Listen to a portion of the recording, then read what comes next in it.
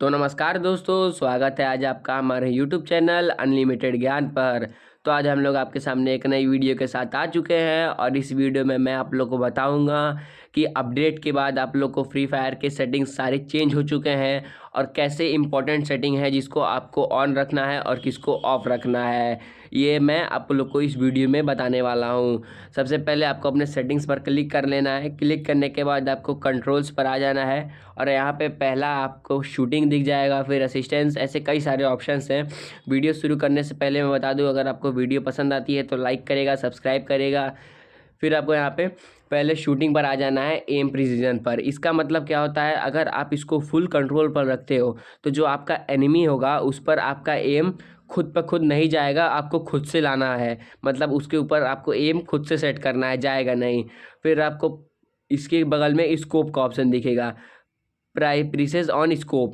अगर आप इस पर सेट करते हो तो जब आप स्कोप करोगे तभी एनिमी के ऊपर आपका एम जाएगा। और वही अगर आप डिफ़ॉल्ट पर रखते हो तो आपका एम एनिमी के अगल बगल भी है, साइड में भी, तब भी आपका एम एनिमी के ऊपर चला जाएगा। फिर आता है लेफ़्ट फायर बटन। इसको आपको क्या करना है, शो व्हेन स्कोप्ड पर सेलेक्ट कर देना है, क्योंकि इससे क्या होता है, जब आप स्कोप करोगे तो आपका लेफ्ट फायर बटन खुल जाएगा। और ये किसके लिए ज़रूरी रहता है, 3 फिंगर्स 4 फिंगर्स के लिए ज़्यादा इंपॉर्टेंट रहता है कि जब आप स्कोप करते हो तो आपका लेफ्ट फायर बटन तुरंत अनलॉक हो जाता है और आप इसे फायर कर सकते हो, वरना फालतू यहाँ पे बटन क्या स्क्रीन पर लाना। फिर आता है होल्ड फायर टू स्कोप वाला, स्नाइपर राइफल्स, जिससे क्या होता है, अगर आप AWM चाहे कोई भी यहाँ पे राइफल्स चलाते हो तो इसको आपको ऑन रखना है। जिससे क्या होगा, अगर आप फायर बटन पर क्लिक करोगे तो स्कोप भी खुल जाएगा और आप फायर भी कर दोगे। नहीं तो ऑफ रखोगे तो आपको स्कोप खोलना पड़ेगा, फिर फायर करोगे। इससे अच्छा इसको ऑन रखने दो। वैसे ये आपके ऊपर है कि आप इसको ऑन रखोगे या ऑफ रखोगे, आपको जैसे बेटर लगे, क्योंकि कितने लोगों को स्कोप करके फायर करना रहता है। अगर आप फायर बटन पर क्लिक करोगे स्कोप खुल जाएगा तो आप लोग देख नहीं सकते हो, तब तक एनिमी मार देगा। ये सब अगर आप चाहते हो तो कर लीजिएगा ऑफ या ऑन। तो यहाँ पे आपका ये तीनों सेटिंग्स कंप्लीट हो चुके हैं। अब आते हैं असिस्टेंस पर। तो असिस्टेंट पर आपको आते ही यहाँ पे क्विक वेपन स्विच बटन का ऑप्शन दिखेगा, आपको इसको ऑन रखना है। जिससे क्या होगा, आपके यहाँ पे स्क्रीन पर एक छोटा सा आइकन आ जाएगा फायर वाला, जिस पर आप क्लिक करके तुरंत स्विच कर सकते हो बटन को। फिर आता है क्विक रीलोड बटन, जिससे आपका मतलब रीलोड हो जाएगा तुरंत। अगर आप बॉक्स पर क्लिक करोगे तो आपका तुरंत बंदूक रीलोड हो जाएगा, आपको दूसरा बटन लाने की कोई ज़रूरत नहीं है।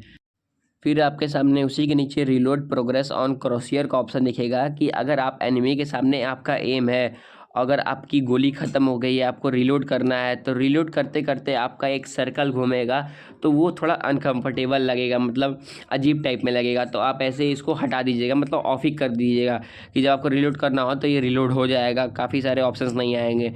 फिर आपको यहाँ पे फ्री कैमरा बटन का ऑप्शन दिखेगा उसी के नीचे, जिसपे क्या होता है कि अगर आप BR रैंकेड खेल रहे हो, जिसमें आपको डर लगता है कि पीछे से कोई एनिमी ना मार दे, चाहे अगल बगल आप देखना चाहते हो साइड में तो आप देख नहीं पाते हो, तुरंत कैरेक्टर आपका मुड़ जाता है।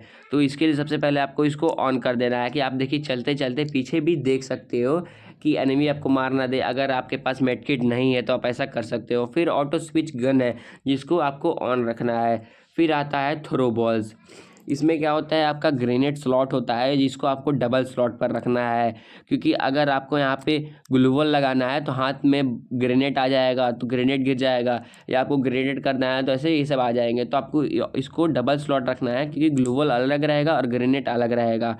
फिर आता है आपका ग्लूवल स्मार्ट थ्रो।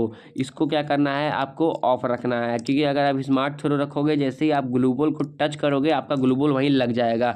अगर आपको ग्लू बॉल पीछे लगाना है तो आपका ग्लू बॉल आगे ही लग जाएगा, तो इसको क्या करना है, आपको ऑफ ही रखना है। फिर आता है उसी के नीचे परमानेंट ग्लू बॉल बटन। ये भी काफ़ी इंपॉर्टेंट सेटिंग है, जिससे क्या होता है कि ग्लू बॉल स्मार्ट थ्रो होता है। मतलब अगर आपने ग्लू वॉल को टच किया हुआ है तो तुरंत ही आपका ग्लू वॉल आगे लग जाएगा। अगर आपको पीछे लगाना है और आपने टच किया है तो फिर क्या होगा, आपका ग्लू वॉल भी ख़त्म हो जाएगा। तो इसको आपको ऑफ ही रखना है, जिससे कि क्या होगा, अगर आप हाथ में ग्लू वॉल लेते हो तब भी आपका यहाँ पे ग्लू वॉल नहीं लगेगा, जब आप क्लिक करोगे दोबारा से तभी लगेगा। तो आपको जो स्मार्ट थ्रो है इसको ऑफ ही रखना है, इसका कोई फ़ायदा है नहीं, क्योंकि आपका वैसे ग्लू वॉल वेस्ट ही होगा, इससे कोई फ़ायदा है नहीं। तो ये इंपॉर्टेंट है आपके लिए, तो आपको इसको क्या करना है, ऑफ रख लेना है। तो कितने लोग यहाँ पे इसको ऑन रखते हैं, तो आपका यहाँ पे कोई फ़ायदा होने वाला नहीं है। फिर आता है आपका परमानेंट ग्लू वॉल बटन। तो आपका इसमें क्या होता है, हमेशा अगर आपके सामने ग्लू वॉल नहीं भी है तब भी आपके सामने ग्लू वॉल का बटन शो करेगा, तो आपको इसको ऑफ कर देना है, नहीं तो आप कंफ्यूज भी हो सकते हो। तो मिलते हैं अगले वीडियो में।